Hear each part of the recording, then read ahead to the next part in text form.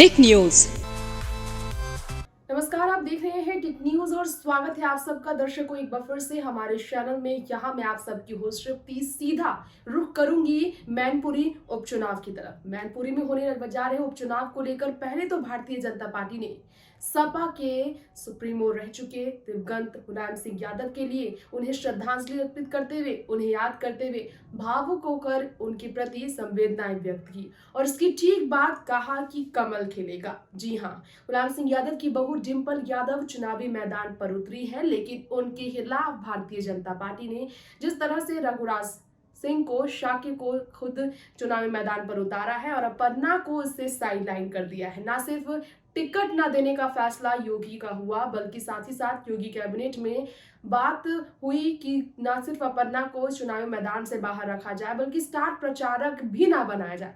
इसके पीछे आखिर क्या सियासी दांवपेच है, ये तो योगी आदित्यनाथ और उनकी कैबिनेट में बातचीत के वक्त उन्हें ही पता होगा। फिलहाल अगर बात की जाए उपचुनाव को लेकर एक दूसरे के प्रति आरोप प्रत्यारोप का यह सिलसिला जारी रखने वाले दो नेताओं के बारे में जिनके बीच हो गई है जुबानी जंग की शुरुआत, तो वो है पहले उत्तर प्रदेश के उप मुख्यमंत्री केशव प्रसाद मौर्य, तो दूसरे हैं समाजवादी पार्टी के नेता और डिंपल यादव के देवर धर्मेंद्र यादव। जी हाँ, धर्मेंद्र यादव और केशव प्रसाद मौर्य के बीच जुबानी जंग फिर से शुरू हुआ है। एक दूसरे पर आरोप लगाते हुए दोनों ने एक दूसरे को किस तरह से घेरा है।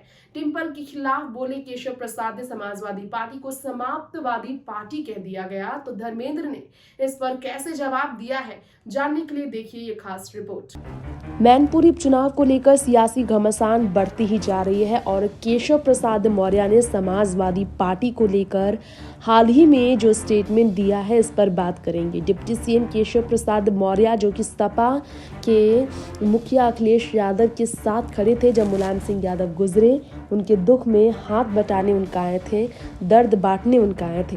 उन्होंने हाल ही में कहा कि समाजवादी पार्टी समाप्त पार्टी है और इसके ठीक बाद धर्मेंद्र यादव जो है खुलकर आवाज़ उठाते नजर आए। अखिलेश के चचेरे भाई धर्मेंद्र यादव ने कहा कि जाए पहले सिराथू सीट मजबूत करे। पलटवार किया धर्मेंद्र यादव ने जो डिंपल यादव के लिए चुनाव प्रचार कर रहे हैं मैनपुरी उपचुनाव के लिए।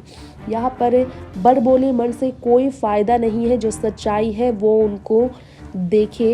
ये केशव प्रसाद जो है पहले अपनी सिराथू सीट को मजबूत करे, धर्मेंद्र ने कहा।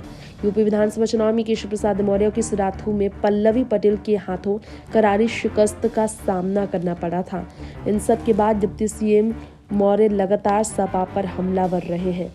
गुरुवार को कौशाम्बी की सिराथू पहुंचे थे वो, और समाजवादी पार्टी की ओर से मैनपुरी में शिवपाल सिंह यादव को स्टार प्रचारक बनाए जाने के बाद भी बीजेपी को क्या फर्क पड़ेगा। जब ये केशव से पूछा गया तो उन्होंने कहा भाजपा भारी अंदर से जीत रही है, समाजवादी पार्टी समाप्तवादी पार्टी बनने जा रही है। यहाँ पर शिवपाल डिंपल के एक होने पर केशव ने भड़काले अंदाज से कहा। उन्होंने जीत का दावा बीजेपी का किया और कमल खिलने की बात कही मैनपुरी में। उन्होंने कहा उत्तर प्रदेश में पिछले 3 उपचुनावों आजमगढ़, रामपुर लोकसभा और गोला विधानसभा बीजेपी की जीत हुई। मैनपुरी लोकसभा उपचुनाव, रामपुर विधानसभा उपचुनाव और खतौली विधानसभा चुनाव में भी भाजपा भारी मतों से जीतेगी। शिवपाल डिंपल के साथ हो फिर भी समाजवादी पहले तो हार गई थी आजमगढ़, रामपुर, फिरोजाबाद, बदायूं और मैनपुर को भी अपना गढ़ कहती थी, वहाँ भी इन्हें अपना हाथ धोना पड़ेगा। इसी पर उन्होंने कहा कि मुलायम सिंह यादव का निधन हुआ बहुत दुखद है। उस सीट पर चुनाव हो रहा है, अब जनता इस सीट पर कमल खिलाने के लिए तैयार है। बीजेपी के साथ पहले भी लोग थे, आज भी लोग खड़े हैं, ये भी केशव ने कहा। टिक न्यूज़ से तृप्ति की रिपोर्ट। तो आज की इस रिपोर्ट में धर्मेंद्र यादव और केशव प्रसाद मौर्य के बीच हुई इस झड़प की हमने बात की। इसके पीछे का कारण आपको बता दें, क्योंकि लगातार अखिलेश यादव के साथ सबसे ज्यादा धर्मेंद्र हैं, जो कि स्टार प्रचारक बनकर नंबर 1 के स्टार प्रचारक बने हुए हैं इस वक्त मैनपुरी उपचुनाव को लेकर।